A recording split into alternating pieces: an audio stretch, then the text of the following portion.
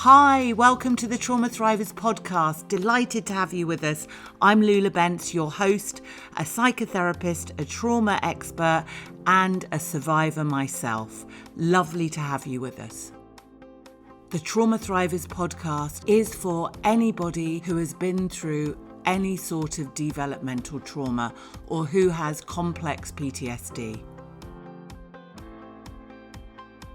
This podcast aims to help educate, inspire, and support those of us that are on a trauma healing journey.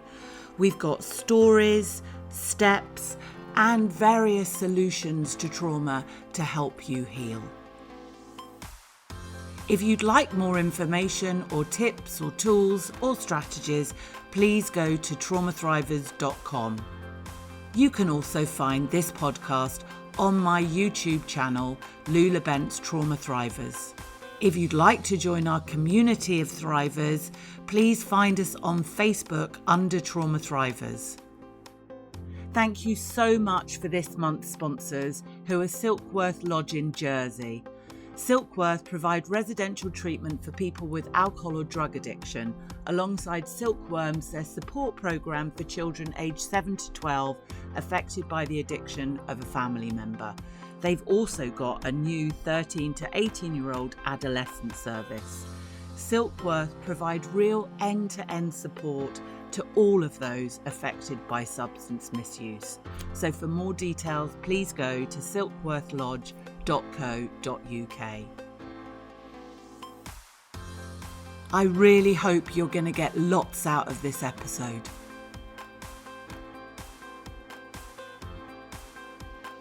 Today, my guest is Shari Botwin, and Shari has been counselling survivors of all types of trauma in her Cherry Hill, New Jersey private practice for over 23 years. Her second book, which is Thriving After Trauma, Stories of Living and Healing, deals with overcoming trauma, including physical and sexual abuse, war-related injury, loss due to tragedy or illness, and natural disasters. These are real stories and practical tools that shed light on how to let go of the shame, guilt, anger, and despair after a traumatic experience. So Shari really has lived, breathed, and worked trauma, and I urge you to buy her new book. It's a fantastic read. Welcome to Shari today. Thank you so much. I'm so excited to be with you.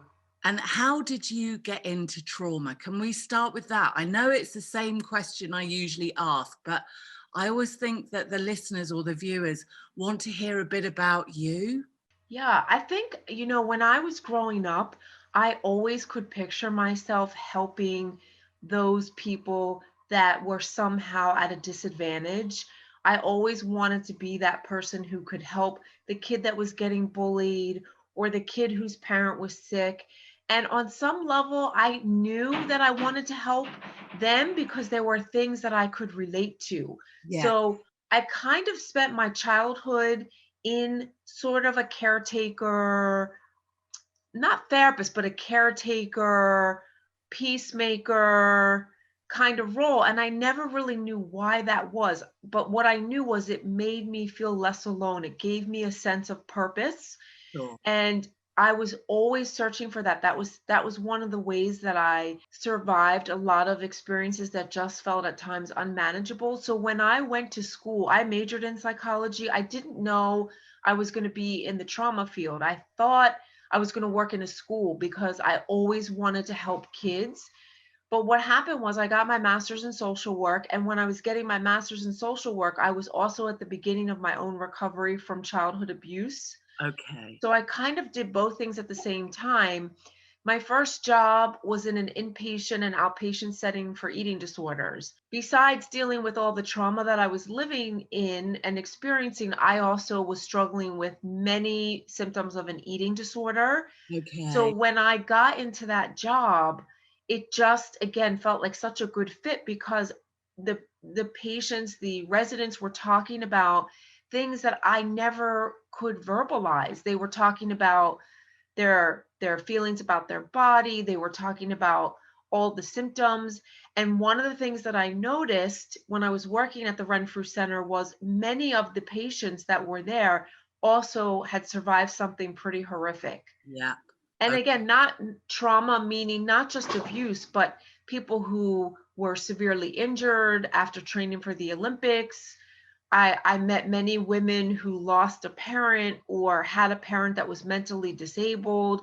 Okay. And what they were talking about in treatment was all these other issues that were going on and how that led to an eating disorder. So what happened was I worked there for a couple years, and then as I got more into my own recovery, I needed space. I found myself almost so triggered by some of the things that the patients were talking about that I decided to open up my own practice so that I could better monitor what kinds of patients I was working with, because I wanted to be able to do the work, but I did not want to unravel in it. No. So I would say for the first 5 or 10 years, I really only worked with people who had eating disorders, but not so much abuse survivors. Again, people who had experienced different types of trauma that weren't so close to my own. Yes. I And really get you.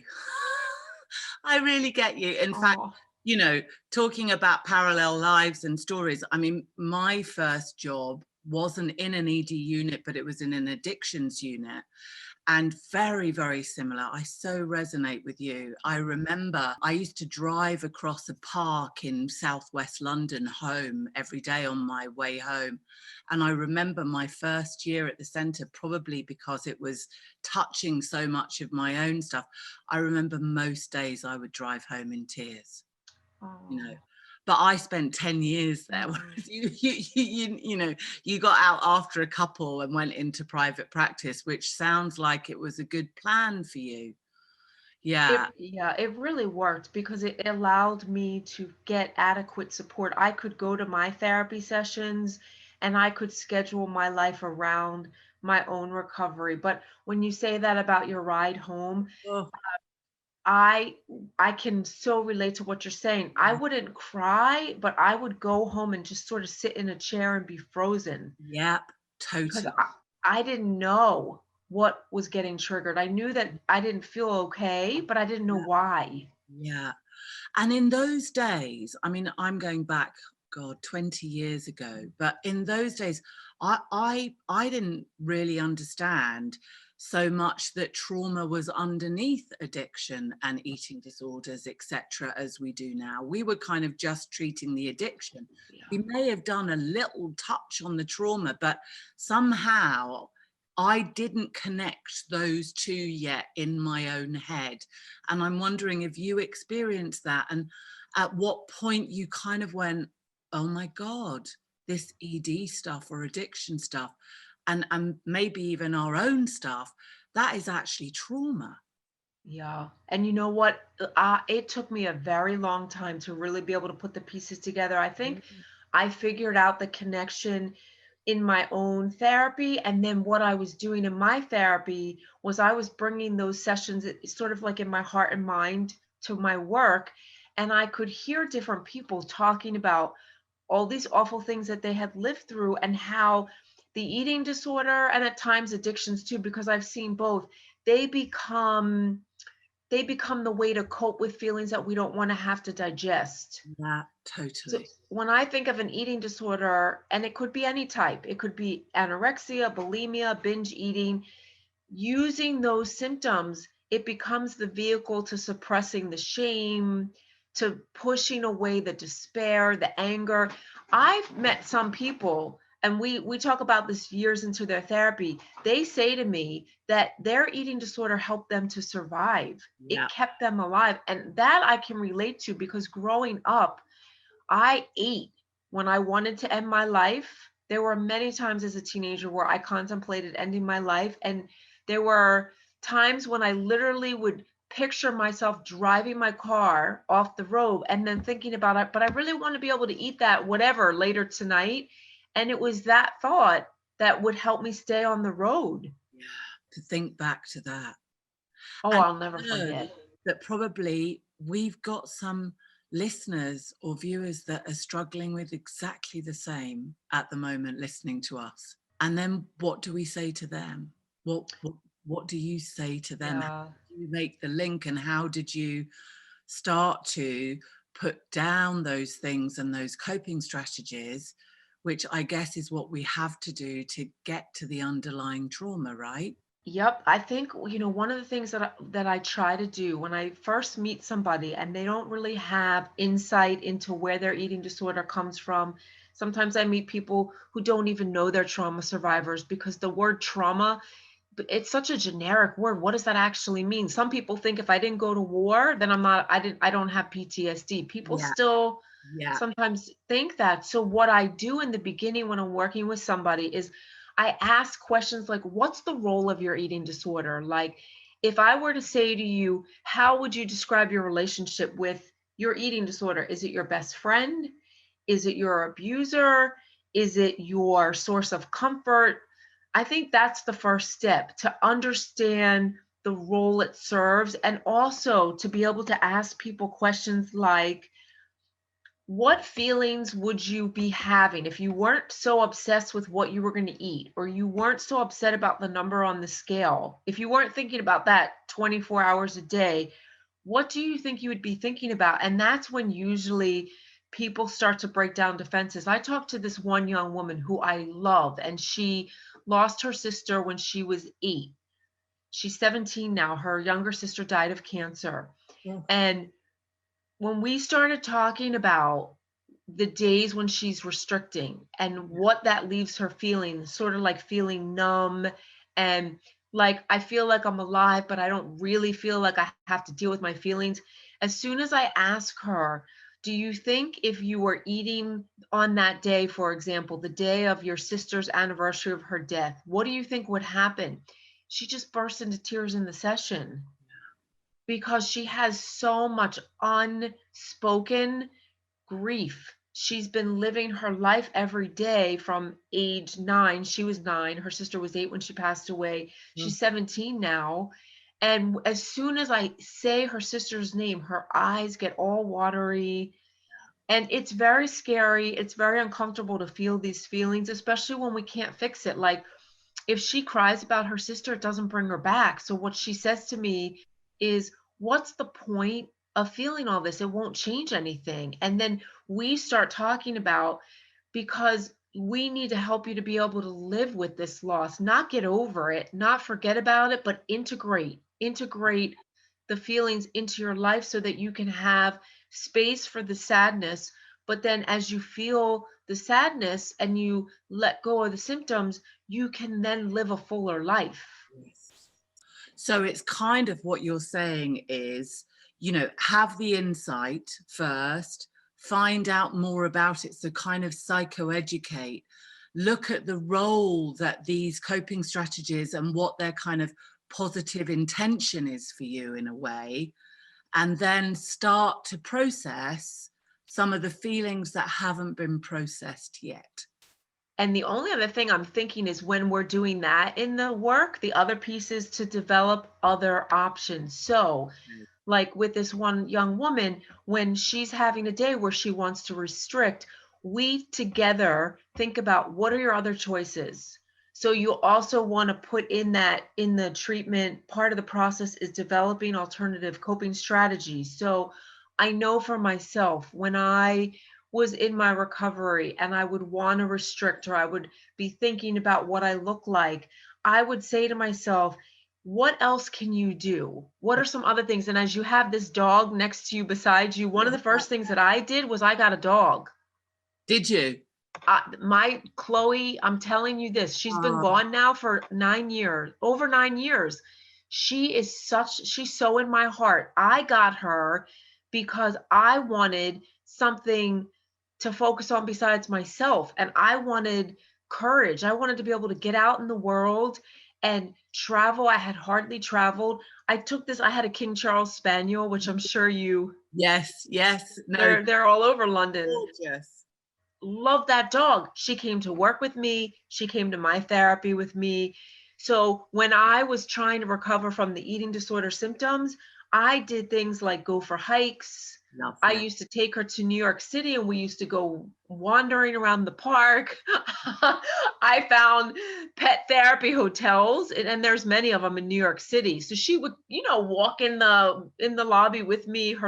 She had her little Christmas bell collar thing that she would wear. And the other thing it did for me was it helped me to know that there's good people out there, Yeah. because when you're walking around the world with a puppy, Yeah, everybody talks to you. everybody, and you know what I realized? There's some really nice people out here. Yeah.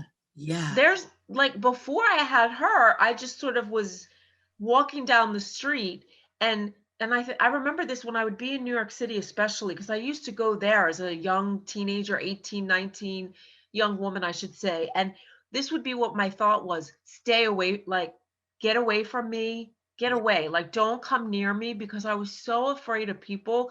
Once I started bringing Chloe to New York, I mean, kids were coming up to me. Everybody was coming up. I was always late everywhere I had to be because this dog was so flippin' cute that I couldn't even get from one block to the next. Everybody was, she's so cute and blah, blah, blah, blah. And it was so healing for Yeah, me. yeah, I love it because you've mentioned kind of the next step, maybe or maybe not quite the next step, but one of the main steps that I always try to get people to utilize is, how do we start connecting to safe relationships and starting to realize that not all people want to hurt us? Yeah, this is where therapy can be so helpful.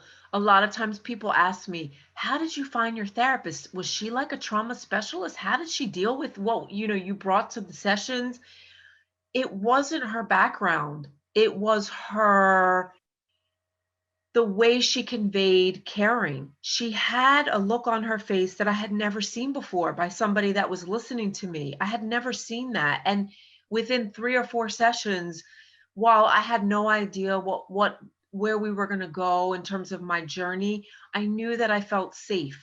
I Yeah, knew I felt safe. And I say this to people: you need to be able to trust your instincts and your gut. So when you're sitting, and it doesn't have to be a therapist, it could be a friend, it could be anybody, it could be one of your mentors, your boss. When you're sitting in the room with somebody and you're needing or wanting something from them, pay attention to how you feel as you're putting it out there. yeah, Do you feel heard? Do you feel judged? Do you feel accepted? So when I met her, and this, I talk about this in my book, the importance of that safe connection and what that does for our lives moving forward. The way I look at therapy is that it's the stepping stone. It's sort of like the transition into going, or into moving into a life of healthy, boundaried, safer relationships. You learn through your therapy relationship, or if you're not in therapy, you can learn through your partner or a best friend. You find, what are the things that work in this relationship? What's different? How is Dorothy, my therapist, different than my parents? And what I look for in my connections is what I feel with Dorothy, not what I felt with my parents. If I feel what I'm feeling with what I felt with my parents, I veer off. yeah, I yeah. That's so, so true. At what point do you, well, the relational work is all of therapy, isn't it, really? Because it's going on underneath everything. I mean, it colors everything. And I suppose I'm thinking really for those people out there that aren't in therapy, because not everybody can afford therapy. I mean, I consider, myself and lots of people very lucky Yeah. in that in our healing journeys we've been able to find significant other people to trust. And in a way, I'm hoping what this podcast can do in some ways is say to people that are listening, you can trust people even in our domain who are putting together stuff like this. You can start to have different relationships, even with you via your book or me via the group. And also, Trauma Thrivers is a community now. There are lots of other people in that community that will listen, that will be there, that will hear your story or hear what's going on. Because we do need that in our recovery journey, don't we? I think it's so important. And one of the reasons I reached out to you was because I saw that you had this group going. And I think, especially during the quarantine, the opportunity with all the free time and being home, the opportunity to make connections and reach out. This is the time when you want to jump on it. And obviously, because we're home, the online platform is such a wonderful way to do that. Yeah. And not only that, we both talk about trauma thriving, which is another massive connection because we're both saying the same. And I know that what you're doing in the book and all the rest of it can really help lots of people that are in that community, which is really fantastic for me. So how do you think, just because you just touched on it then, how do you think COVID is affecting those of us with trauma? You know, when we first went into the quarantine, I think the shock and sort of denial that this is actually happening, this is going to go on for months, this is not going to be just for 2 weeks, that feeling of out of control and uncertainty and isolation, it was so overwhelming. I think at this point now we're in survival mode. Many people who didn't just go through one thing or one day something bad happened, but lived in an abusive relationship for years, they're being reminded through the quarantine of that sort of that longevity and that never ending path that feels like it's just doom and gloom. So I think it's so important as trauma survivors that when we're feeling like that we look at the things in our life that don't feel out of control. Like, what are some things that you're doing now that help to remind you that you're doing what you need to do to keep yourself safe? And you need to acknowledge the feelings and the frustration about COVID, but what are things that you're doing now so that you do feel safe and that you maintain connection? Because I think one of the things I talked about a lot in the beginning, when they kept saying Yeah, socially distance yourself, I think trauma survivors thought that meant like stay away from people. They mean physically stay like 6 feet apart. They mean be careful about so like physical contact, but nobody said you can't be close to people. no. Nobody said you can't date. Nobody said that stuff. Nobody said you can't see your boyfriend now. If you met your boyfriend 3 months ago, now you can't be with him because of the quarantine. That's not what they said. They're giving us advice based on the virus and how to protect ourselves and those that we love.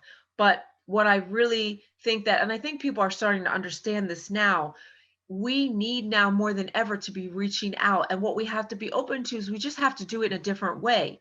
So I can't say to my patients, well, you need to try and meet people for dinner at least twice a week. That's not what I'm going to tell people. I'm going to say, you need to talk to somebody twice a week. You need to set up a FaceTime. You need to sometimes I talk to people about having FaceTime dinner dates, Yeah. or my little 9-year-old down the hall who's, I don't know, he's not here. He's actually at school now, but they just went back to school last week. Oh, So wow. what we're doing with kids is we're having them do FaceTime movie nights. They all like get on their phone and they all say, okay, 3, 2, 1, press play. And then they all watch the movie together. So Lovely. these are the things. You can take walks with people. And if you're nervous about the 6 feet apart, wear a mask, Yeah, right? yeah, So I think that trauma survivors are being confronted with some of the same fears that they already lived through. And we don't want to be re-traumatized, no, right? you don't. I agree. And I think there are days when it feels like that. And I know myself, I'm not going to sit here and say, oh, I've been in therapy, I can handle this. There are days when I get so overwhelmed, frustrated, lonely. And rather than keep that to myself, I say something, I tell somebody, and everybody usually says back, yeah, me too. Lovely. But that's the difference, isn't it? I guess, between surviving and thriving, because Mm. at the thriving point, I always say to people, you have a voice, you can say it like it is, you can speak your truth, you can kind of be vocal about things. Even when you're feeling not great, you can be vocal about it. So I don't know how you kind of view that, going from surviving trauma to actually being able to thrive, and what thrive means, because you've written a whole book on it. So Yeah. Yeah. What were the commonalities, would you say, between all those people that were thriving? What had they learned or overcome to get to that point? I think the two feelings that people have overcome or worked through is the shame Yeah, and the fear. yeah, But I think again in terms of the surviving piece, so the way to go from moving into thriving is to be able to acknowledge the shame and the fear and understand where it comes from. Shame is one of the most crippling feelings oh, that trauma survivors are left with, and it's not just abuse survivors. It's clearly a huge issue for people who've been abused, but anybody who's been through something that they couldn't control, that they had to witness and they couldn't fix, we go into these feelings of if only I had this or maybe I could have that. And that then leads to feeling like I'm not worthy. I don't deserve to have a good life. People don't love me. People don't accept me. So I think that in my work with patients, people do different things to overcome the shame, but I think the way I look at it is we have to be able to identify that you are feeling that, and we have to understand what the role is of that as well, because the shame becomes the obstacle yeah, to overcoming and to having courage and to feeling worthy of better. If we don't work through those feelings, we don't acknowledge them, you're going to continue to be in abusive relationships, or you're going to continue to live a life that's restrictive because that's all you feel worthy of. yeah, totally. I'm 100% with you. And that the shame, personally, for me, was the most difficult part of it. It's the it's a very complicated part of recovery, and I think I had when people used to talk about the word shame, I had no idea what in the heck they were talking about. Yeah, What are you talking about? You mean like ashamed? And then when I met some colleagues who could differentiate and really help me to identify, shame is when you feel fat, ugly, disgusting. Shame is when you feel like unworthy, undeserving. Once I understood that, then I could look at different parts of my life and see how I would self sabotage yes, or limit. Like I would only allow myself so much, and then I would say, that's enough. You don't need any more. yeah. And if we live like that, we can't have all of what we want from No, ourselves or others. yeah, because it's the antithesis of thriving, isn't it? Really, because we're still shrinking, we're still hiding, we're still not wanting people to see us. So, Right. to thrive for me has been the hardest thing in my trauma surviving story, is to actually put yourself out there and believe that you are worthy of anything, whatever that anything is. It could be abundance or relationships or or money or a house or a nice car or new clothes. When you're filled with shame, you don't even want to feed yourself properly. Right. I think what helped me, and I think that there might be people who can relate to this, once I actually became a mom, I always wanted to be a mom, but I never thought I could be. I never really understood why I felt that way. Why Yeah, do I feel like I can't be a mom? I have a history of miscarriages from my abuse, so I had that piece. I'm But sorry. one- once I like, but here's the thing: if I hadn't if I didn't speak about that part of my history, I would not have been diagnosed with I have like a disorder, a genetic disorder that leads to miscarriages. If I stayed silent in the Okay. doctor's office and I didn't tell her this is my history, I would have not been able to have a healthy pregnancy because I needed to take certain medications to keep the pregnancy viable. Okay. So while it was incredibly painful to talk to the doctor, I still remember talking to her. And I don't talk a lot about that part of my life. So when I do, or even when I wrote about it in the book, I get so overwhelmed with sadness because it's something that I kept to myself for so long. Yeah. But Yeah. it was in speaking about what I went through that she could help me have Yes. a pregnancy. So it was a combination of despair and joy. Yeah. When Yeah. I got the phone call that I had this certain disorder, but she said to me, but we can do something now. When I'm like, this is the worst thing that I could ever hear. She says, no, it's not, because now that we know, here's what we're going to do. And it was in knowing what I could do.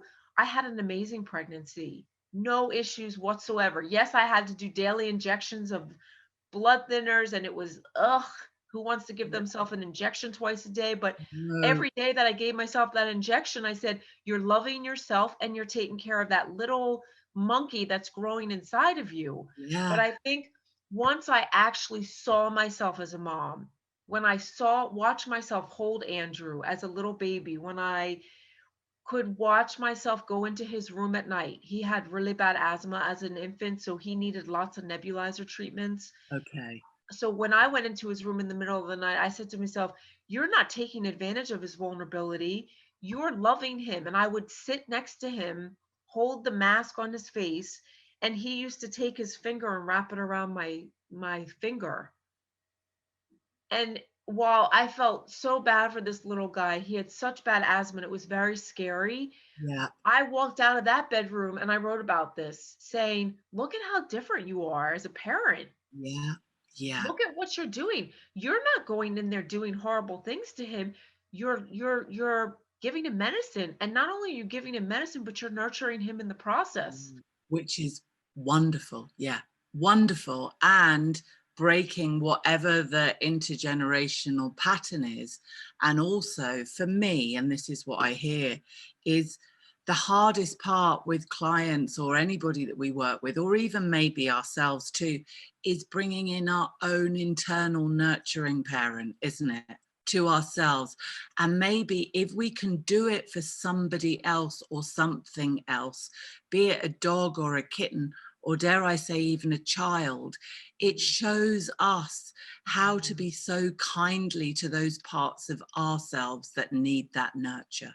Absolutely. And I think that's the other key. Besides the facing the shame and the fear, the key to thriving is becoming that parent that we didn't have, internalizing wonderful, nurturing thoughts and feelings, even if nobody told us that stuff. That's the key, because I think that's what sustains us and that's what gets us through. That helps us go from self harm or wanting to self harm to self care. There's a huge difference. And I think, especially during a quarantine, when they talk about the burnout, the quarantine burnout, the ability to nurture ourselves is crucial. It's part of what keeps us sane. It's part of what helps us to be able to continue parenting or taking care of loved ones or pets. And I always say, for as much as you give out, make sure you take it in. And you can't always get it from another person. You've got to be able to rely on yourself first, because there's going to be times, especially when you're socially distancing, you can't just wrap your arms around people anymore, right? So No. you need to figure out how to wrap your arms around yourself. Yeah. So important, so important. Beautiful message. So what now for you with the book? What would you like? What would you want to do next? What do you want to do to help more people thrive through their trauma? I think before we had COVID, what I was picturing was getting out on the road and starting to get into other countries.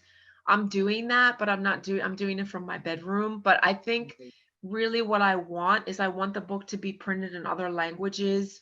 So because I get messages. I got a message from someone in Germany. She hardly speaks any English, but the book is only in English. So she got the book. She's in Germany and she got it in English, and she told me that she sleeps with it under her pillow every night. Oh, oh, And my heart, like yeah. explosion. I don't know how she found out about the book. I don't remember, because this was probably right before COVID that we connected. But I want to be able to get out there and share the message, but not just because I want people to know about my book, because I want to meet people. There's such a universal connection between trauma survivors, no matter where we're from. I We agree. have, and again, your trauma, my trauma, our stories may be different, but there's so many commonalities. I can feel that as you're talking, because I don't know what your story is, but I can feel that we have a lot in common. We share a lot of the same struggles. And I think to be able to get out there and continue to share our message I think that that's such a wonderful thing. And that's really what I want to be doing. I want to be able to just keep getting out there. And I don't think that anything that I say is earth shattering or something new that I discovered. I think I'm just talking from my heart about things that work and that can help people figure out how to move into a life of thriving versus a life of just sort of getting through the day.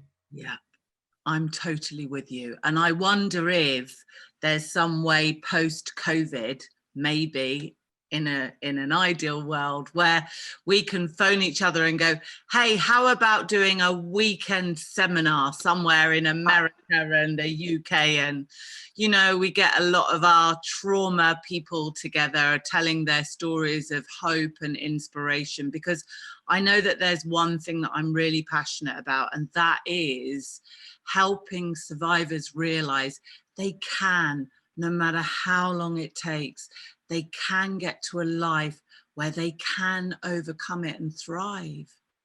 I'm so glad you said that because that's the other piece. This is a very long, um, I'm trying to think of the words, but it's a long, complicated, complex process. And you need to take as long as you need, meaning there's no, well, after 1 year, should I this, or after 5 years, should I that? I let go of that. I let go of that. Once I became a mom, I said to myself, it doesn't really matter that you're still seeing a therapist 15 years later, because look at all that you've done in the 15 years since you started seeing your therapist. Or when I meet with patients, or even if I talk to friends and they say, I can't believe I'm still struggling with this. It's like, you know what? But that's just the life that you're living. Recovery is a lifelong process. There are still times when I get the worst of my trauma gets triggered, and right, Totally, totally. right. Yeah, And I'm it with can you. happen. It happened recently for me in a work experience. It happens in relationships. And you know, when I say to myself, don't beat yourself up for re-experiencing some of the shame or feeling like a victim. I don't want to stay stuck in that, but learn from it, grow from it. Like my therapist would say this to me, and I used to roll my eyes and be like, would you stop saying that? She always would say, this is an opportunity, blah, blah, blah. And I'm like, take your opportunity and shove it up your whatever. But she's right though. Yeah, yeah.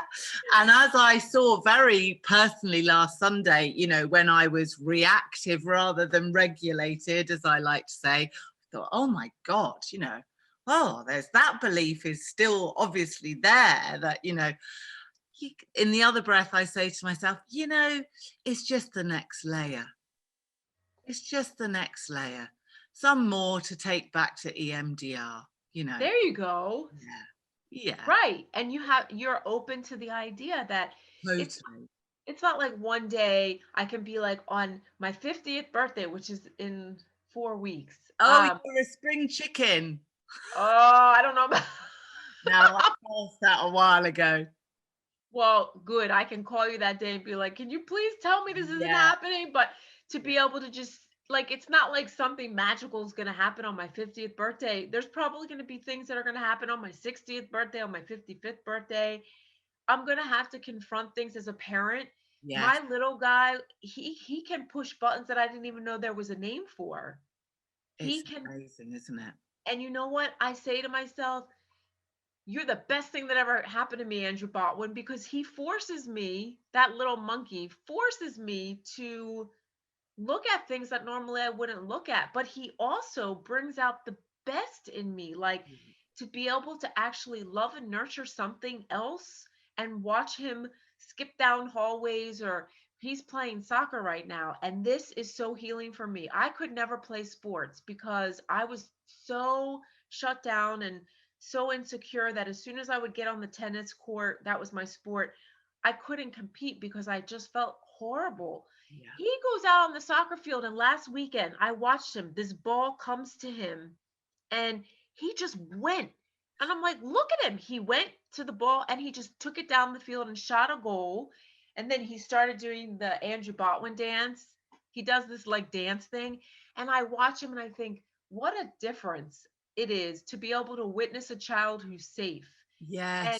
like it's so healing, because that's what you want. You want to be able to be around people who bring joy and happy and safety and emotion. Like that's what we need. And also, it's a determinant of you having done all the work that you've done on yourself to heal your own history and your own trauma, so you can be an emotionally available and present and connected mum. And I mean, how wonderful is that? Yeah, and I think that's the thing. When you go into the feelings of shame and fear, you lose your footing. You no Yes. longer are in the moment. So there have been times clearly when I'm trying to parent or be a therapist or be someone's friend, and I get triggered and I feel myself going, like you said, shrinking, Yeah. or feeling rage in a way that doesn't match the situation, like feeling distrust in a way that doesn't match. And I try and identify it, and then I work through it. And that's what you're talking about too with the EMDR. I've not done it, but I understand what it does. I understand what it does. And I think it helps you to shift out of the feeling, and it helps you to reframe things and It make it make totally does. sense, but put it like your bookshelf behind you, to be able to put that feeling and put it back on the shelf versus have it lying on the floor next to you. Yeah, I would describe it as being able to allow the feeling up and metabolize it whilst the thinking around it as the feeling is released, the belief completely disintegrates. Disintegrates, It right? just kind of like pops. Right. Yeah. Right. And that's a shame reducer, right? That Yeah, belief that, massively. like that thing where where we feel like it's our fault. One of the things that I've recognized as I've gotten older is what people did to me had nothing to do with me. No, Nothing. absolutely nothing. It I'm with and you. to right, to be able to get to that point, and it can be very hard to get to that point. And I think that's where adulthood can be a gift. And I think you have to be an adult long enough to see that these experiences that you went through growing up really were not about you. I think that's one of the hardest pieces. And I think being in a nurturing role, and it doesn't have to be a parent, it can be a teacher, it can be a doctor, it can be a therapist. It's in being in that role as an adult and watching ourselves be different. That's also that's a big I'm trying to think of how you would say that, but for me, that's where I sort of jump the obstacle, or I overcome the hurdle, is I actually see the difference Yes. versus somebody tell it to me. I can feel the difference. Yes, yes. It's kind of that observer, mindful position, isn't it? Rather than Hmm. completely reactive and going into the trigger place. Yeah. Right, right. We have the ability, I think, to step back and to kind of, yeah, become the witness rather than the dissociated witness, which still embodied. It's not that spiritual bypassing, as I call it, where we disconnect and stand back, but standing back with love, maybe. Hmm. Oh, listen, there's my younger self. Oh, I'm sorry, you're still there a bit, sweetheart. I'm sorry, don't worry, I'll get to you. I'm Oh, coming to you. That kind of way of being kind to ourselves, a bit like I am with Alfie sometimes, oh, even when he's being a pain.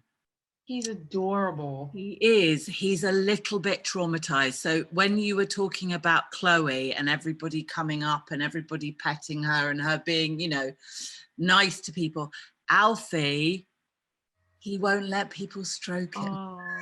Oh, So yeah, I managed to get him off the back of a lorry from Europe, having been, oh, he's got trauma. oh. Well, he's got the best mom ever then. Yeah, although I don't know whether I'm so good with dogs with complex PTSD and PTSD as I am. I can't quite work out the bilateral stimulation or the EMDR machine yet. But somebody did say to me, you could try tapping.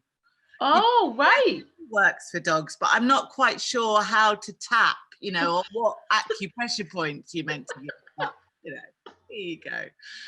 Shari, it's been delightful. Thank you so much for your time, and I'm really pleased to connect to you. finally, and I know that what you've got to say is going to help a lot of my audience, at least out there at Trauma Thrivers. And I'll put the link up to your book and your website, and I want people to connect to you, and any opportunities to translate the book or get you over speaking or just supporting you in your message. I'm all up for that. So I just want to say a big thank you.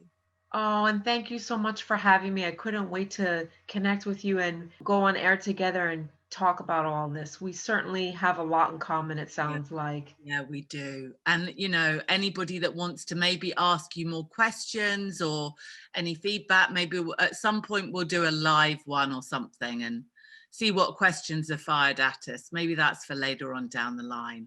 That sounds wonderful. We'll catch up soon. Sounds good. Right, you take care. Bye. Bye. Take good care. Thanks so much for listening to today's podcast. I hope it helped you in some way, and I really hope to see you back here soon. If you have anything to share on today's experience or podcast, please nip over to the YouTube channel or the Facebook group Trauma Thrivers and let us know there.